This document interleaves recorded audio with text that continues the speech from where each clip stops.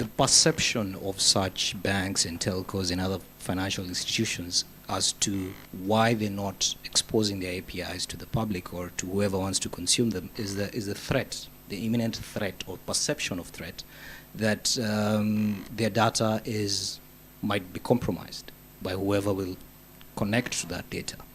So is this simply a trust issue from these telcos or whatever, or banks, or is there an actual imminent security threat of data? No, so there's definitely an imminent threat. That is something we cannot deny, and it's a growing threat each and every year. So cybersecurity is definitely a very important factor to consider. But I think with banks specifically, it's part of it is regulatory, and the other part is basically the cost of change.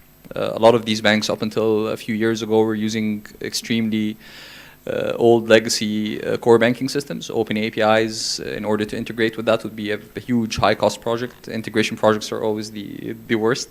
And like Kian was saying, you know, the size of banks and having to go through a change of that magnitude is it really has to be a strategic decision from the bank to take that approach, and it has to be supported by regulation, and this is what we're seeing now. But in terms of the threat, no, the threat is very real, and banks and fintech players alike are continuing to evolve to face those threats every day. Yeah.